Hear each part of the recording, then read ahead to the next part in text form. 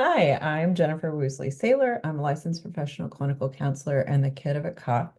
And this is the podcast When the Call Hits Home. Hey everyone, it's Ashley Gethner. I'm a licensed clinical social worker and I'm also a child of a police officer. Hi, welcome back to the pod. I'm Jennifer. And I'm Ashley, and today we have a pretty big guest. We're super excited. We're going to hand it over to him to introduce himself. So go ahead, Tom, take it away. Hi, my name is Tom Rizzo. So honored and so blessed to be here today with you guys, spending some time with you. I appreciate the invite. I've done a thing or two in the arena of what we're going to discuss. I'm in my 24th year of my career in law enforcement. Took a couple of diversions off the tracks. I wrote a book, traveled the country, being a motivational speaker in the area of leadership, mental health, wellness, resiliency and kind of everything that falls within it. And super fortunate that a little over a year ago, I was fortunate enough to get the opportunity to be considered as a co-host on the show On Patrol Live. It's the relaunch of Live PD. So I've been doing that. College professor for God knows what, 13, 14 years. Oh, wow. And but the proudest thing that I have is my background is I'm a father of four. So those are my four monkeys. Those are my why. And that's my Reader's Digest version about me.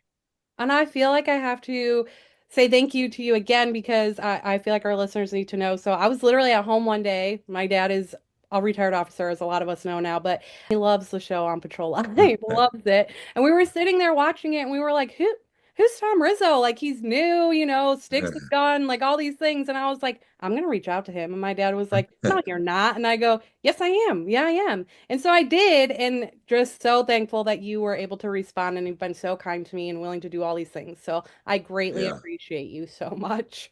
Nah, the pleasure's mine, and I always try to be as responsive as I can to people who reach out. I've made that pledge before I was doing the show, and being an instructor and a speaker that if you're going to offer people help, you have to make yourself readily available Mm, to give that help.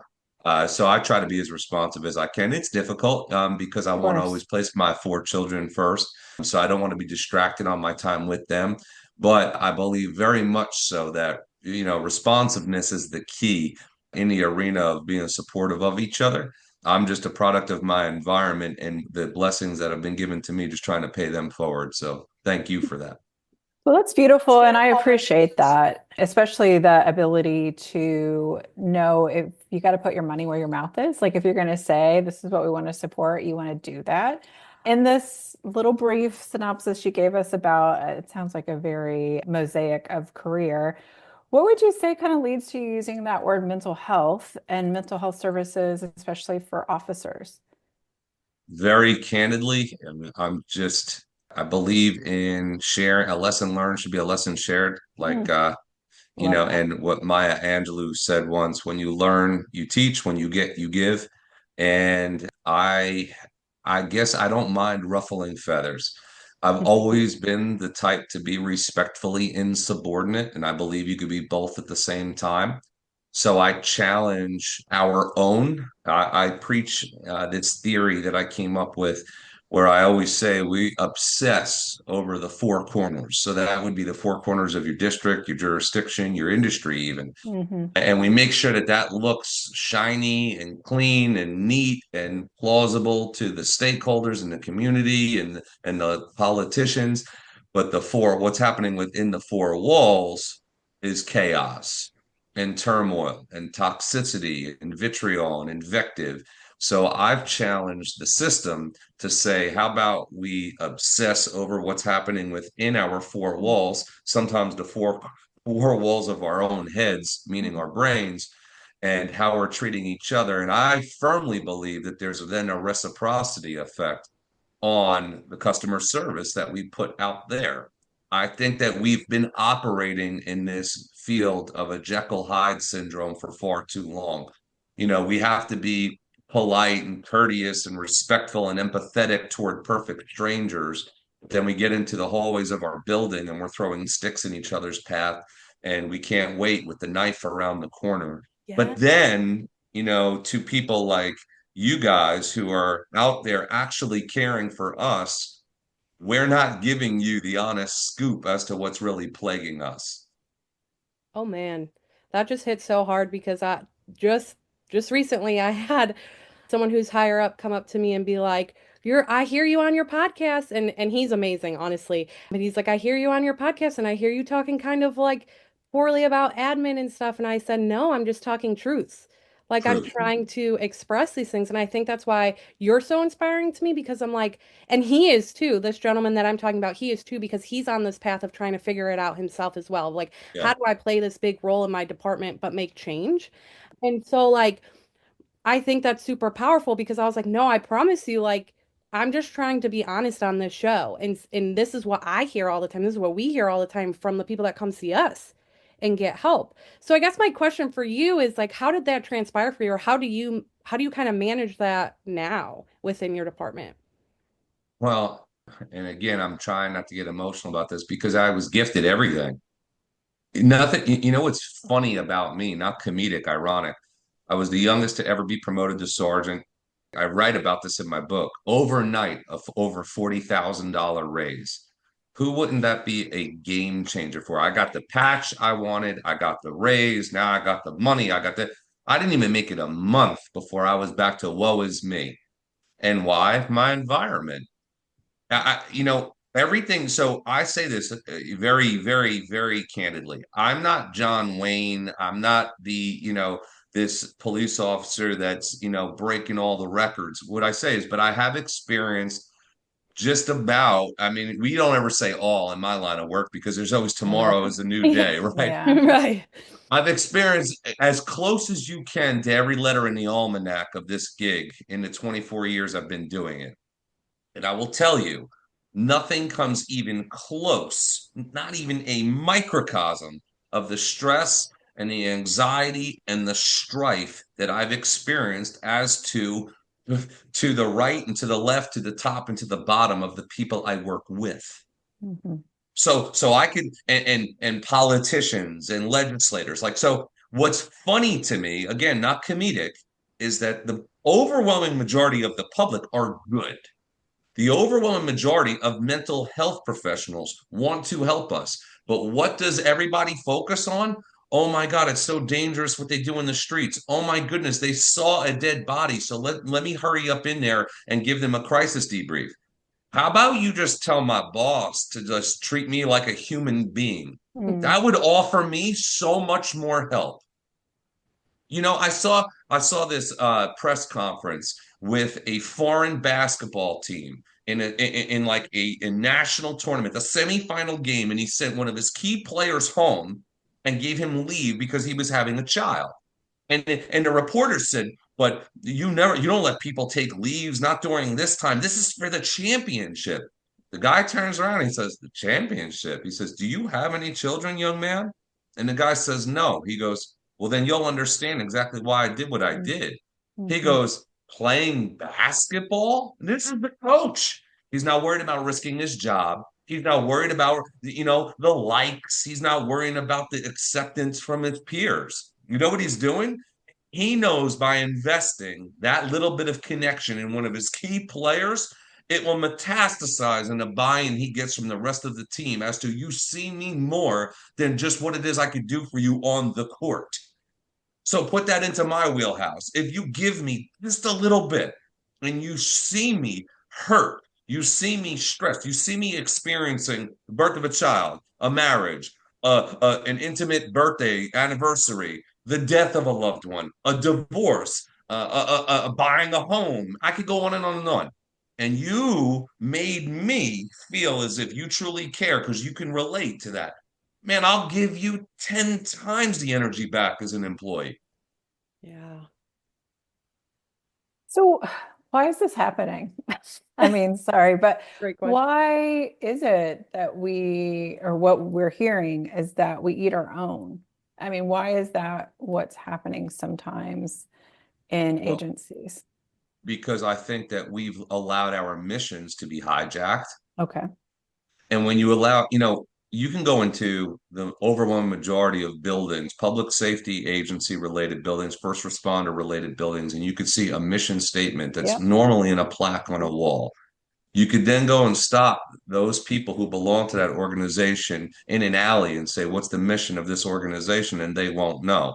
Hmm. And why won't they know? Because again, those missions were hijacked by Hmm. political patronage, by some type of checkbox, by some type of pandering to a peanut gallery. I've said this since jump. I believe evolution of our industry is a must. I'm a huge advocate of reformations when we've revealed a flaw. What I find very ironic is we ignore the fatal flaws that we have that have led to attrition, that have led to such mental health issues. You talk about, you tell me in the advent of accreditation, advanced technology, resiliency programs, why are suicide rates at an all-time high?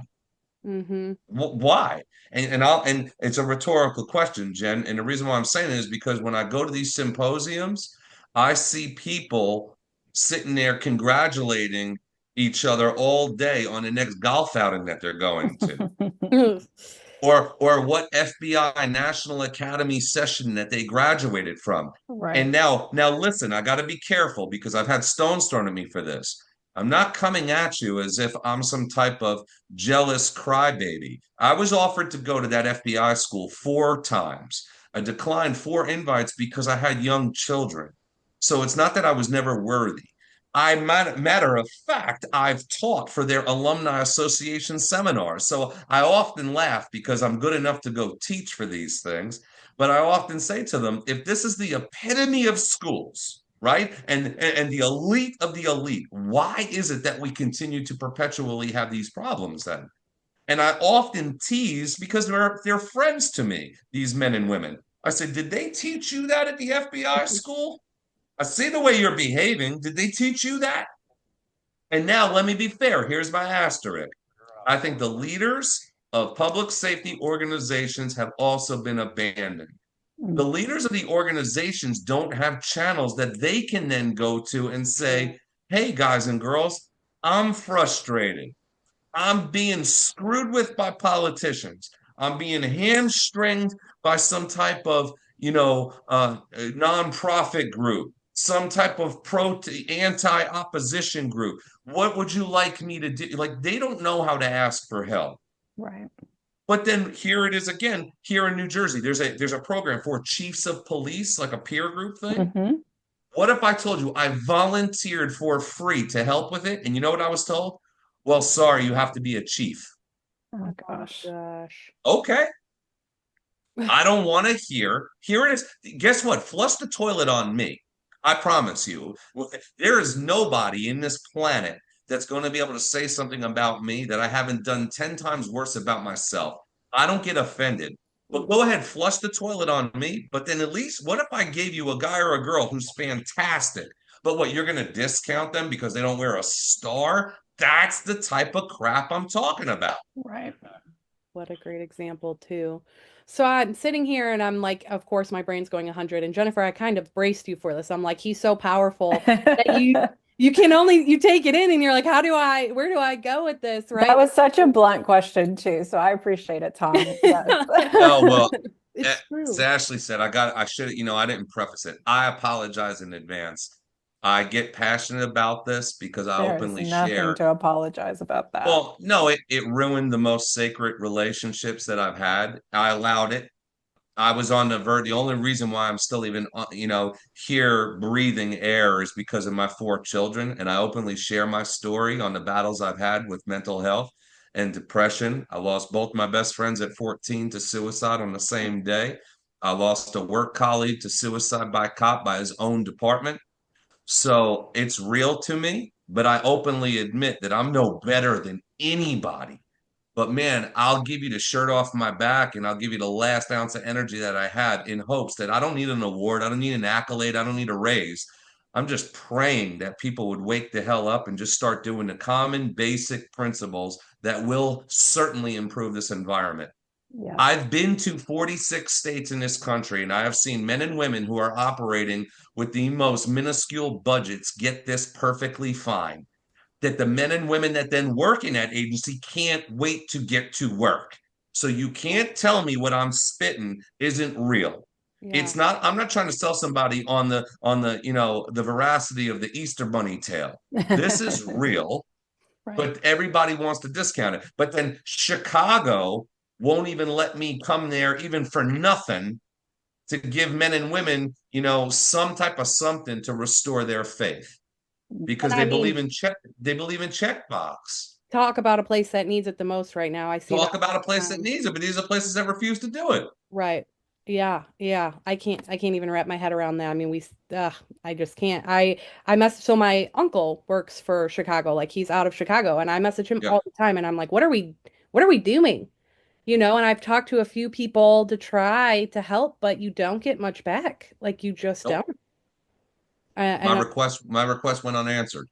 I can't even Because I fathom. go because you know me, actually, I go to every hot spot that there is. You Yeah. name a hot spot that has made mainstream news over the past 5 years Yeah. because of a salacious event, I go. And the reason why I go is because I see the pump is prime for what? The restoration of faith. Mhm. I won't tell you who to call God. I don't do that.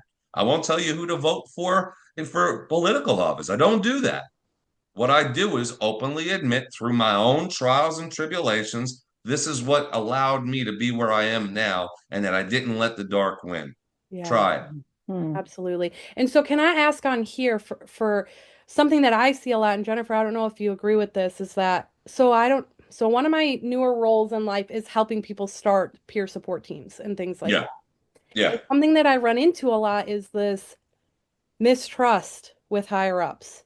And yeah, I'm telling you, like, besides continuing to push forward and try to prove it, sometimes I even get stuck still on like, how do we earn that trust? How do they Mhm. start to earn that trust within the department? Do you have any feedback on that? yeah. So let me say this to you, and it's not to patronize you. You guys are coveted by us. Mhm. Where the barrier and the obstacle will continue to and persist and present itself is when we feel you guys are not being fed the honest truth, excuse me, from the administrations of the departments. Mhm. So what'll happen? Let me give you an example. Hypothetically speaking, you'll have an agency that I went to an agency that I won't name out of respect for the men and women that they had two suicides of police officers in their organization within a 6 month period. Two. So I go out there and they said, well, yeah, we even have, we have a mental health program and we have therapists that come in.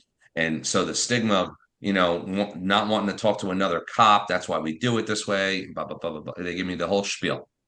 When we let our hair down. This is the night before I'm set to speak, and I'm just involved in some candid conversations. The overwhelming majority of the mental health deterioration was linked to the way that they're being treated on a day in, day out. When I presented this to so then I met with the mental health folks and I said, okay, what's the admin telling you? They said, oh, they're stressed out because of the violence that's out there, the risk of being ambushed. And they did what? What's on mainstream news? The risks of being a police officer. Oh, they think about the crash that they saw or the dead baby. And here's me.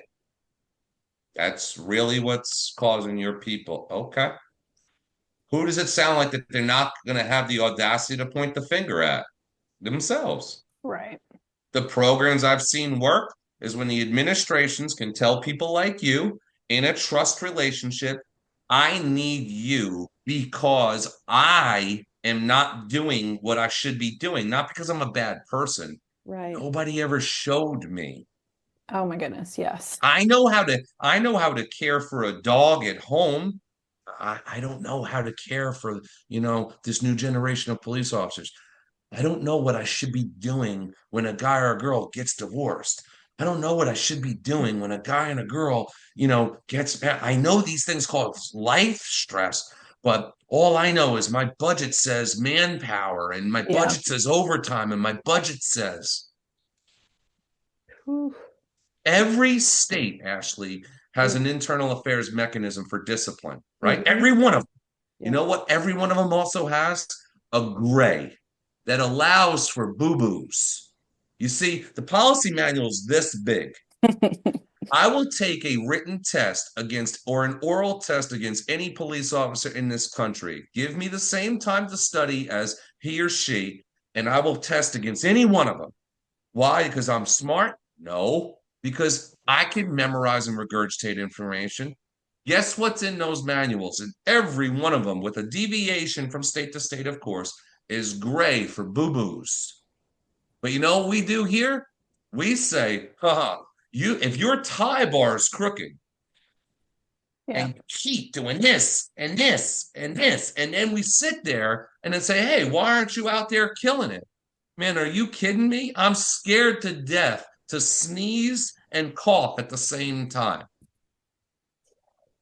I was in a situation where there was some open dialogue and somebody was being very brave and sharing kind of their own dark thoughts and maybe having a thought of wanting to harm themselves in the past.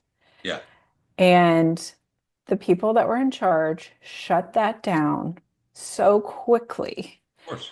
And I was like, no, no, no, no. People being honest, like if somebody is sharing, the risk for hurting themselves goes down. Like this is a healthy thing. And what you're saying just reinforces that, right? It's just this black and white. I'm going to be sued. I can't have them even speak those words in a safe, healthy place. I'm so worried about covering my ass that I'm Yeah. not concerned about the safety of this person. And that person was fine. They got the help they need. They're doing so much better. But it was just like the knee-jerk reaction to that was so disappointing, especially again, like you guys are having us come to the table. Like this is great. Some of it, I think I had some compassion of just like maybe them not knowing enough about, mental health and things like that, that like speaking freely, being honest is so powerful. But I think you're right. It's about being sued, it's about your tie clip, it's about how shiny your shoes are, and maybe not about who you are as a person at times and what your needs are appropriately, obviously. But it's because it's not sexy, right? That topic's not that topic, the topic of treating people well isn't sexy. What's sexy Not at is, all. oh, what's sexy is look at the drone we got. Right. Look at the new, tac pack, unit we put it. Look at, the car, look at the graphic on the car. Look at, but then the irony is where the warm and fuzzy comes into play and makes sexy. Oh, look, we went into this, this area, this high crime area, and we did a TikTok dance, and we gave them, teddy bears. The people in that development never asked the police to be there and doing that, right? Yeah. Nobody. This is what we do for what? To show everybody some type of false narrative. Oh, look, we're so sweet. And then you could Mhm. ask the men and women, okay, cool. What's it like when you go back to the building? Is it sweet there too? They don't give a shit about you. So what Right. I'm saying, so the reason why I share this is we shouldn't know all about mental health because that's what you guys went to school Right. for and that's what you guys are your Right. profession is. What I should know is I learned when I was about 4 years old how to treat somebody. I learned when I was about 4 years old, right and wrong. I learned manners. Yeah. I learned that hold the door for somebody. I learned that if somebody looks like they're sad, you say, "Hey, are you okay? What's wrong?" That's okay. I don't, why isn't that being practiced or preached? Mm. But you'd better believe it. And guess where we are supposed to know about mental health, though, Jen? If we have to go deal with an emotionally disturbed person, we better know Right. all about what that person is suffering from. And heaven forbid if we make a mistake with that. Right. You're But supposed then to the be the next experts officer, there. but the Hmm. next officer suicide that I could give you that had 11 warning signs that you ignored, what do? We just chalk that up. We do some type of fancy Facebook post and we show the widow and the flag and the what? End of watch. Thank you very much. Okay. Appreciate it.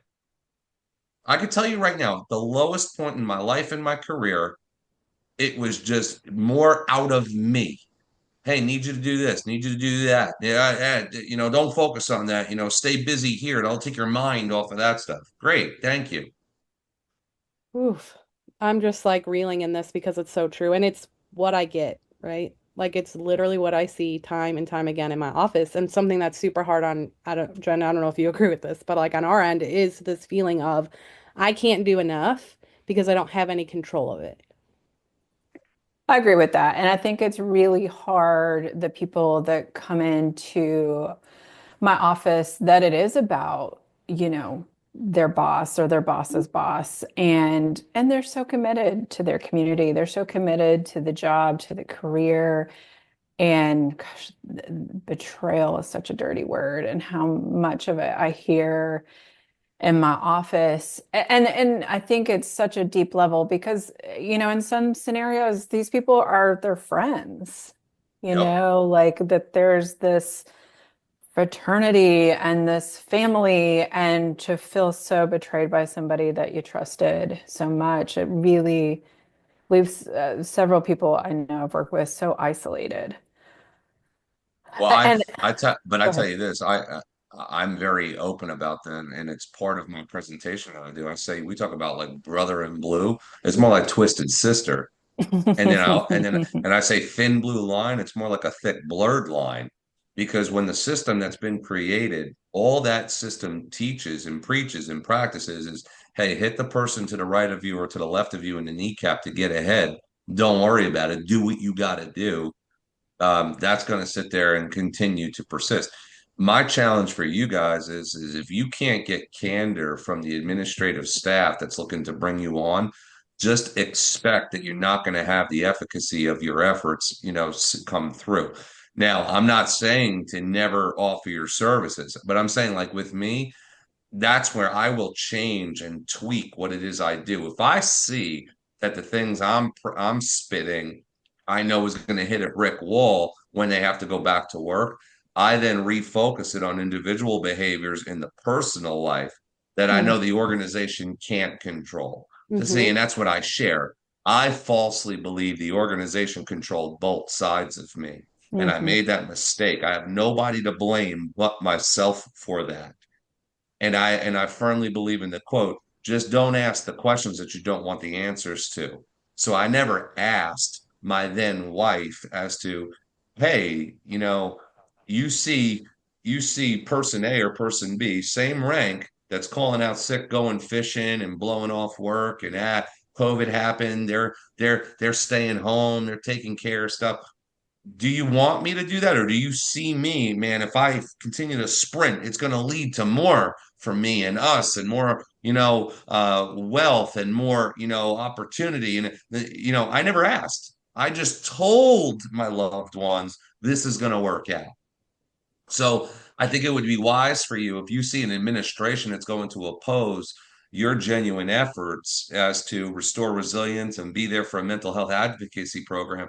If you know that they're not going to be honest in what it is that they're doing, I would then refocus it on individuals. I Mm-hmm. would also, give them the outlet. Say, listen, I would never make you, chief or sheriff, whoever. I'll never make you look like a buffoon. Your popularity, your support, your reputation will magnify if you came out open and honest and said, I genuinely care. I just don't know how to be good at this. People will adore you. If you could walk in and say, I know my patches, my pins, my ranks, my ribbons says I should be the tip of the spear and know all be all. I don't. Can you guys kind of help me help you? They'll carry a guy or a girl like that on a damn red freaking carpet, Yeah. but they're so scared to admit that. Admit that the pressure that you're getting from mayors and city Mhm. commissioners and these politicians, oh man, it makes me puke in my mouth. And They're and so bad. They are so yeah, bad. but that's real pressure that these Yeah. administrations are being put under. But they're so scared. I've met these men and women. They're so scared to admit to their troops, like, look, man, I don't agree with what they're doing, but this is what I got to let you guys in on this. If I buck back, you can forget the new fleet of cars. So now, here, let's make a decision together. You guys want me to go hands on? I will, but we're gonna suffer though. So you see what I'm saying? Now I know they got to be careful, right? Because they don't want to get in back. They're bashing the mayor and all this stuff. I'm a big fact person. Just be Mm. matter of fact. Yeah. Listen, you guys were griping that you want new cars. I could get them for us, but it's going to mean we're going to have to wear these pink cowboy hats for 3 days. It's not my idea, but help me help you. Right. Right. And you bring up a really great point in terms of family, right? And that's something that we stress very much so on this show. That's why we started it, is because we're both children of first responders, police specifically. And we do want to talk to you a little bit about that and what that looks like for you and how you prioritize your family now that you are so busy in life. Like you have all these amazing things going, but I know one thing's for sure, you never hesitate to put your kids first. And I see that everywhere. And we love that about you. Like me and Jennifer have talked about that, and just how we admire that about you. So what does that look like for you? And how do you prioritize your family? I don't say it, I do it. Yeah. So, yes, I'm very open. And, and I say, I'll tell my children, like, yeah, dad's a little tired, so I may not be as boisterous or as bouncy but give me a little bit. Let me get some black coffee up in me. I make them know that they matter that much, and they did not ask to be brought into this world. I did that. I almost take offense, and you know what I mean by this, not literally. I almost take offense when people compliment me for the amount of interaction that I have with my children because I look at them cross-eyed, especially this is a lot of the times geared toward fathers. And I'm always like, well, Mhm. what the hell am I supposed to do? Like, why? What? That should be normal. I adore those four human beings, and they're so different, but they have all of me. So now the different, but this is what, let me tell you, I was baptized by fire because there was a point in my life where, here I am spending time with the kids. Oh, baby, hold on 1 second. Now, what does it look like? I'll never be rude. I told you, responsiveness is what I want on my epitaph. But what I'll do now, the new version of me, baby, hold on 1 second. And in front of them, oh, hey, Ashley, how you doing? Is there a good time I can call you back? I'm spending time with my daughter. I do that on purpose. And then when I hang up, you know what they do? Daddy, who was that? Oh, hey, babe, that was an opportunity for me that I could do something really cool. But what you were telling me about, this project that you're putting together for history is so much more interesting to me. Then what I'll do is I then confront them like business partners. Hey, listen, dad has this opportunity. This is what it's going to mean. Okay. It's going to cost in terms of time, but it'll be really neat. I could take you with me to Boston. We could go see some. So I include them. And you know what's so refreshing, Ashley, when they see you advocate for them that way? My son, he makes the varsity baseball team and he gets limited playing times. He's a young buck. So he'll turn around to me. He says, oh, Dad, I'm sorry. I know you're working and going crazy and you came all the way here. I didn't even hardly play. And I scolded him. I said, what is it that we do for each other? We're there for each other, and you support people. And when they're being celebrated and when they're not, that's the Mm. definition of support. And I know you'll do that for me. So I'm doing the same thing back. It's a pleasure to be here. And to watch your butt even sit in the bench is something that for me, I feel like that's a bondable moment, but I include them that way. I include them because I want them to see that. And then I tell everybody this. When I check in for work, you get 110% out of me. But you'll get that if you allow me to be present for the people that really Right. matter. Right. That is beautiful. And I'm going to steal that CEO family business because I do think that that's how families can really operate. We all have a role in this business, and why don't we share the load? And that comes in with our time as well. I think that's awesome. Awesome way But to it's do cool. that. It's think about it, right? It's cool when you include them and they say, because that's, you know what? And I say this openly, honestly. Maybe my marriage would still be intact if I had that mentality years ago where I said, hey, listen, got the opportunity to go for this promotion, right? And you literally write it down like you would like a contract, right? This is what it's going to mean in salary. This is what the schedule looks like. This is what it could mean down the road. This is what it means for my pension. This is what's going to be required of me. Blah, blah, blah, blah, blah, blah, blah, blah, blah. Now let's make a decision. But you know what Tom did, Jen? Oh, trust me, I'll kill the test and I'll come out number one and this is what I'm gonna do, and I'm gonna do it, and I'm gonna do it. And then what? Then I get it, and I'm still sitting there being pissy and moaning about what sucks and what's not great. And then you get your loved one and go like this. I thought you said the grass was greener, babe. Right. And then we get frustrated when what our families don't love what we do. Hmm. I always say, why would they? They love the heroic stuff that they see. My son goes and tells me all the time, "Oh, my dad made this arrest, or my dad did this." They love that part of it.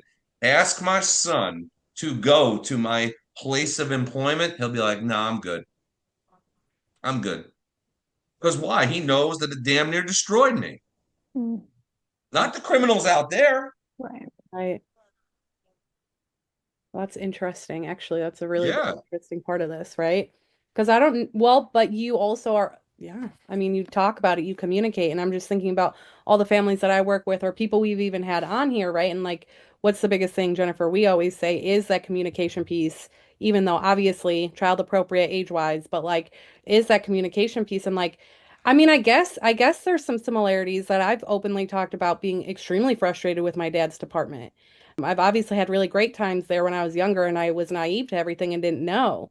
But as I got older and he did kind of let me in a little bit more, or honestly, I was just nosy and I overheard a lot. Like I remember being like, what in the hell? Like I idolized this place. I thought this place, like I for real thought it was the best thing that's ever happened, right? My dad was a police officer. He's a police officer here.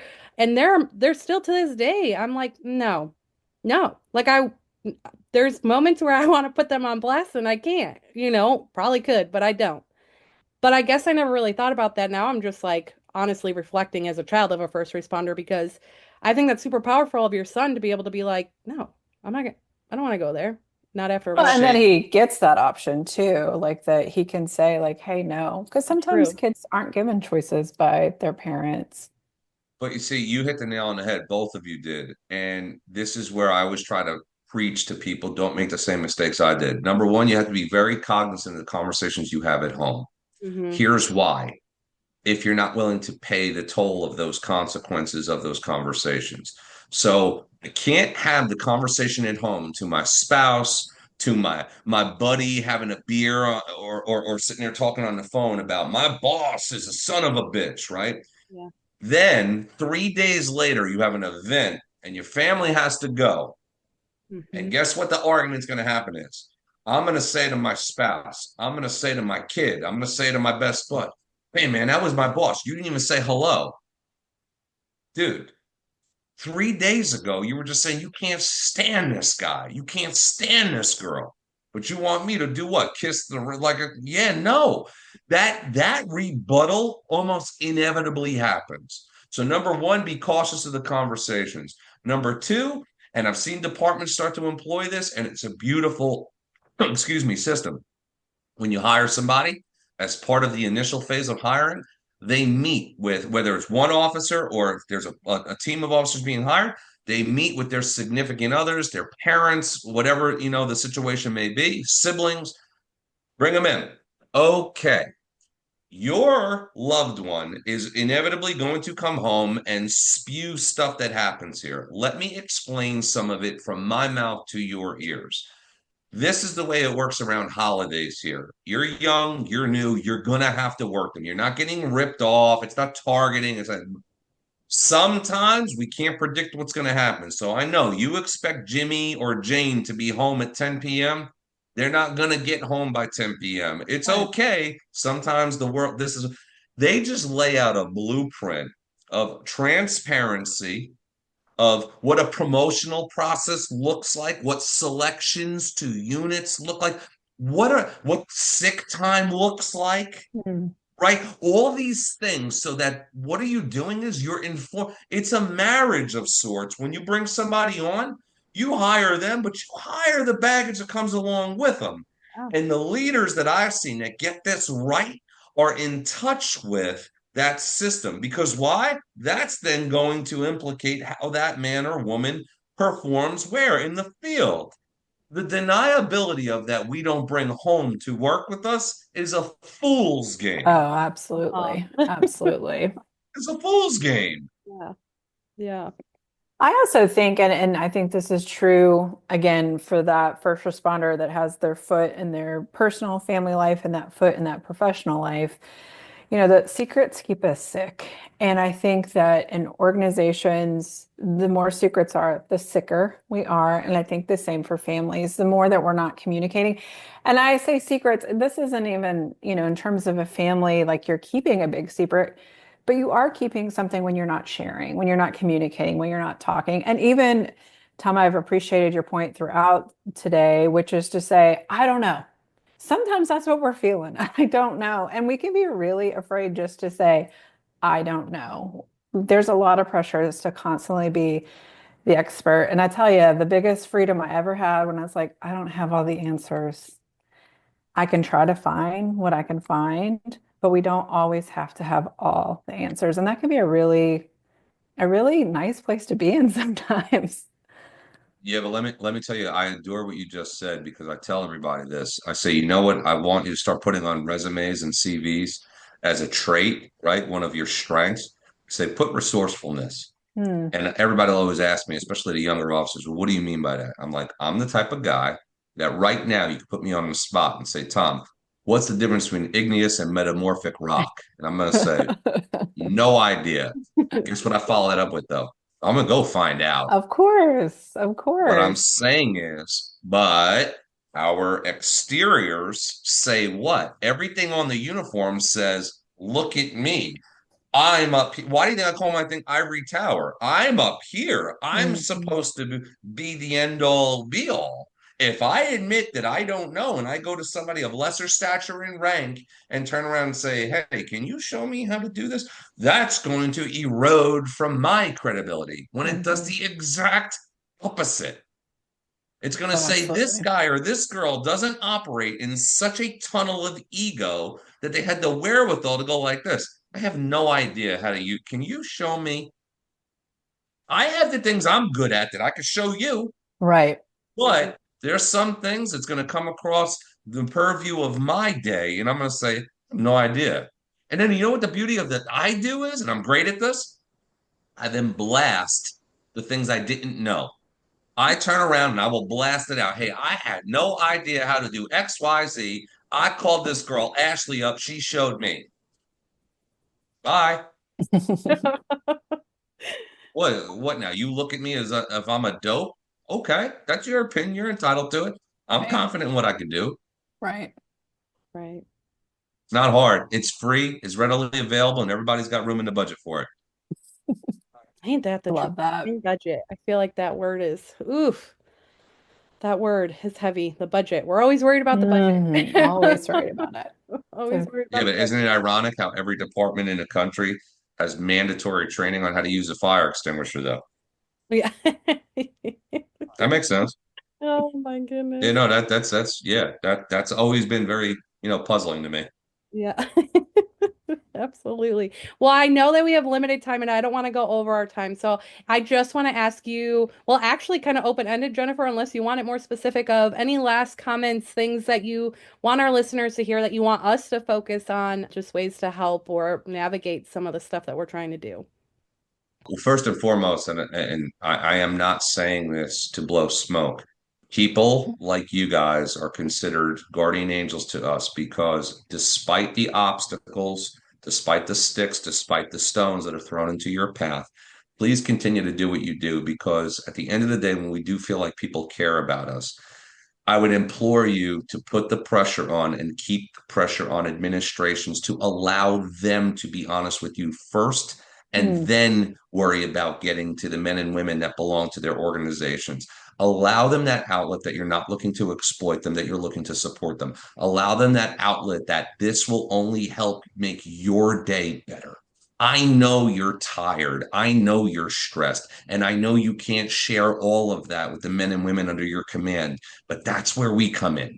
So I would implore you to don't, allow your mission to be hijacked like we allowed some of ours.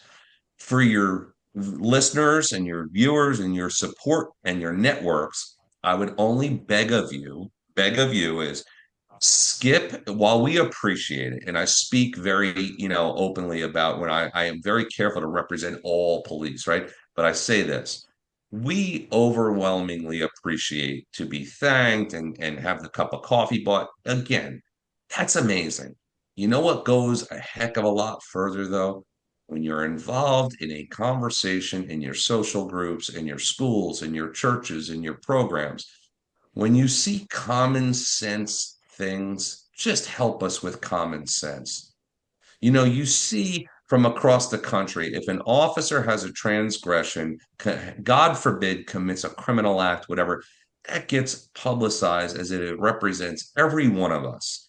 Whereas heroic actions happen so many more times each and every day that you don't hear anything about. Absolutely.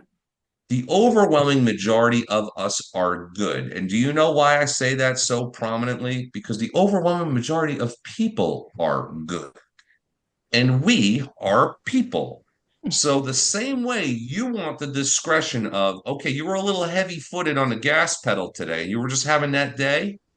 Well, maybe, just maybe, give us that same thing in regard that maybe, just maybe, you want us to treat you like human beings. All we're looking for is to be treated like human beings in return. The Absolutely. uniform doesn't make us perfect, and it puts us in no position to judge other people the same. Mm. And can you share with us your book title and where you Yes. get it? Yeah, so I was so blessed. This blog, like I had the picture in my mind of what I wanted. I wanted some type of symbolism of public safety. So what's better than a badge falling out of the sky on fire, as if like if we continue this trajectory. So I'm like, oh, what's that sound like? Oh, that's like a kamikaze mission, a kamikaze pilot. So I called it Kopikaze, Copikaze. Love it. And then I entered this blog group of just an idea, and they are the ones that did the artwork and the graphic for it, which came out amazing. But it's a book, that I did with kind of like lessons, and then, just different way. I did it from from a trifold perspective. Those of us in the field, for the loved ones of those of us in the field, and ironically, for oppositionists out there. It's not a love affair with what we do. I think you could tell by my disposition. Mhm. It's just an open and candid way of analyzing just kind of this whole thing, this whole mission as to what it is that we're supposed to be doing. And if we don't adapt it, one click to the right, one click to the left, it's going to continue to be what it seems to be now, almost like a kamikaze mission that we're just crashing our own cars into our own walls. It is literally fantastic. I bought I that. Thank know you. what my dad's getting for Father's Day, so thank you, Tom. It's Thank you. so good. It's so good. I love it. And I actually again give it out and encourage so people to buy Thank you. read it. So we are so excited for that. Again, we're just so thankful that you were on today and we'll kind of wrap this up so you can get going.